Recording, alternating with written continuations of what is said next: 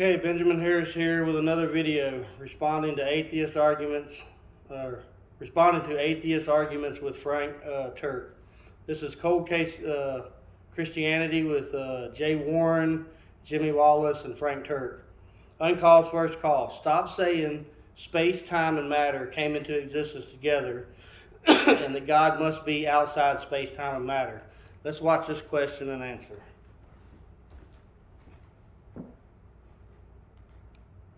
So I have some friends that are atheists, and they say that everything has a beginning. So God created the universe, who created God? And I don't know how to respond to that. Well, there has to be some uncreated creator, because you can't go on an infinite regress of causes. There has to be something uncaused.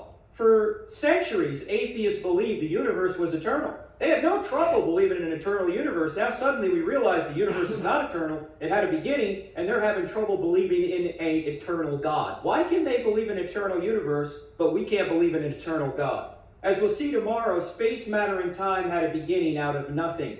If that's the case, whatever created space, matter, and time can't be made of space, matter, and time. In other words, it must be spaceless, timeless, and immaterial. Now, if you're timeless, do you have a beginning? No, God is the uncaused first cause. He's the unmoved mover, as Aristotle would say. But here, I also want just tactically, as you're working with this, remember that everyone, regardless of worldview, believes in something that caused the universe that is itself uncaused. They also believe in an uncaused first cause. They might think it's the multiverse or the multiverse generator, but that thing they're describing has no cause. So we're all in the same boat. The only question is, of our two descriptions of the uncaused first cause, which one is more reasonable? Okay, which one is more reasonable?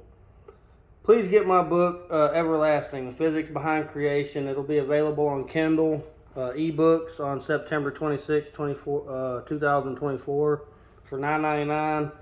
The book's in review now, so as long as everything processed correctly, it'll be available for purchase on the 26th of this month.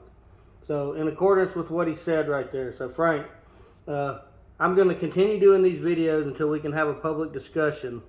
I know you're a busy person, but you do not respond to emails, and there is not an available phone number I can use.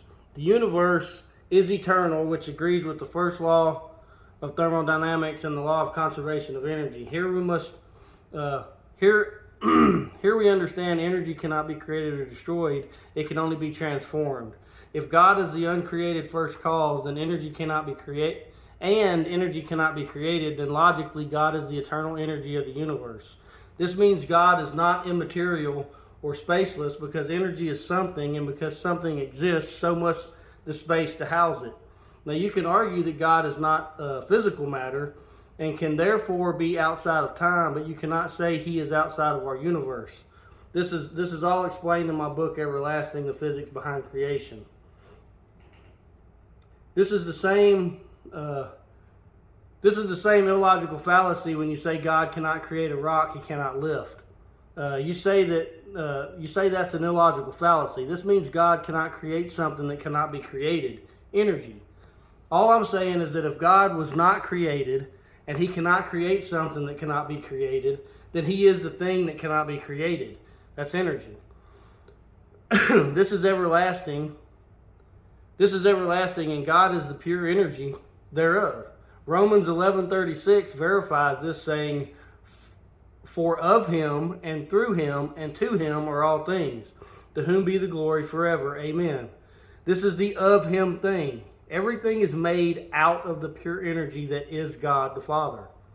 That's what Romans 11:36 says. Everyone loves Einstein, so let's discuss general and special relativity. General relativity explains gravity, or rather the effects of gravity. The only requirement for gravity to exist is that there must be two objects with mass, and the effects of gravity is that they will be drawn towards each other. Now right here is where science tries to flip the script on people, because they will say this mass pushes on the fabric of space-time, giving a warping effect of what they describe the fabric of the universe to be. The problem with this statement is that right from this point, you must be able to define what time is, because it's the glue that holds special relativity together. Einstein gives us E equals mc squared in special relativity, which says that energy is equal to mass times the constant squared, or rather how much energy is required to make a specific amount of mass. This is the conversion equation to transform eternal energy of everlasting into mass, making it possible to have physical matter. Now, I would argue that the fabric of the universe could be this space-time science talks about, but only from a Christian creation, Genesis chapter 1 point of view, and that it could never have been understood from a Big Bang cosmology. God's perfect 6-day creation can be explained with physics without breaking any of the physics laws, and the Big Bang cannot. And this includes explaining why the universe was not created out of literally nothing, as Dr. Turek would propose. Rather, it was created out of eternal energy. We know that through the study of time dilation, time is only relevant to the observer. The observer before creation is only God, and specifically here I'm talking about Jesus, because he is the creator. This concept is important when talking about E equals mc squared, because the c is the constant speed of light in a vacuum, and to get speed you must have distance over time. The way time is defined has not changed from Genesis 1:1 to the present, which is a day is evening and morning, as we observe on earth being 24 hours long. This is why math works universally, because if you take the perspective of time from any other body in the universe, the math changes. Right now we say the speed of light is 186,000 miles per second, but we define time, or we define a second based on the relationship between the earth and the sun. You cannot talk your way out of this problem, and neither can any physicist. So if you want to argue that the fabric of the universe is space-time, how do you define time from the beginning? Space was already here, because this is where the eternal energy was.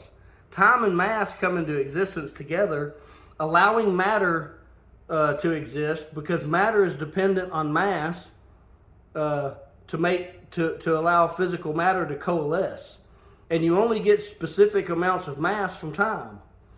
I know there will be people out there that disagree with this, but it's only because they do not understand the logic in it. Take Saturn, for example. A day on Saturn is 10.5 Earth hours, and to make the math easy, let's say it's 12 hours. So in 24 hours on Earth, Saturn has spun twice on its axis, meaning day-night, day-night. If our understanding of time is based on a day-night cycle on Saturn, then a second is twice as fast as on Earth. This means light now travels at 93,000 miles per second. That changes the equation of E equals mc squared and would give us a whole new understanding of the universe. And look, it's not because light changed its nature, it's because we've changed the way we define time to understand light's nature. This is also why the cesium-133 atom does not define time, rather it keeps time, because we said what a second is, and within that time frame we observe the radiation cycles of the cesium-133 atom. So to argue the age of anything, first you must explain how you define time. For the big bangers out there, if time is only relevant to the observer, then who was observing time for the first 10 billion years before the earth existed to make time relevant, and what was the observer's basis for time? What did they base the time on? Genesis clearly says God is the one before creation that makes time relevant, and then he creates in accordance with his observation of time. Jesus creates the earth, then 24 hours later creates the sun, moon, and stars to give all the rest of creation something to base time on. Did the second law of thermodynamics exist from the beginning? Yes. This is a question that's asked over and over and over, and people will say, sin brings death into the world. The second law of thermodynamics existed from the beginning, because God knows the end from the beginning and knew that this creation would be destroyed to make way for the second creation, where we have either chosen to be with Jesus or away from Jesus for the rest of eternity. This is the new heaven and the new earth. and they will be eternal. This is why stars appear to look different ages, because they were designed to look that way, because eventually they would be destroyed. Do we get new physics in the new heaven and new earth? Yes, because we no longer have the sun to define time. In the new earth, Jesus is the light of the world, and he is eternal. This is explained in Revelations 21:23. And the city had no need for the sun, neither of the moon, to shine in it, for the glory of God did lighten it. And the Lamb is the light thereof. The Lamb is Jesus. He's the light of the world.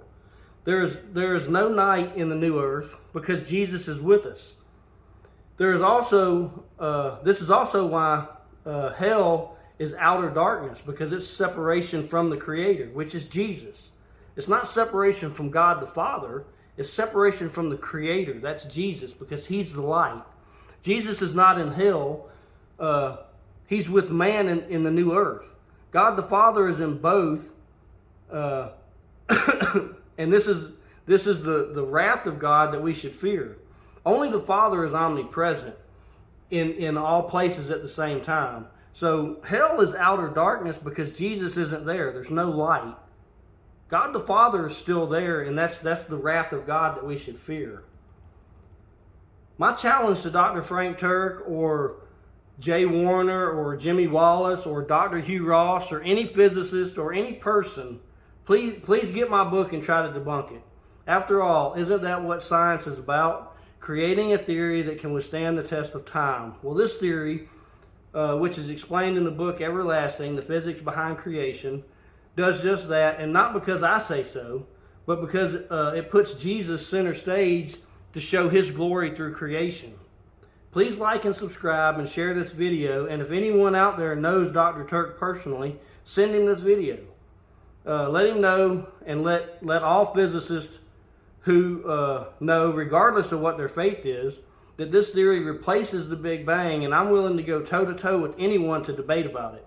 Please comment and let me know what you think. Thank you. God bless you, and have a great day.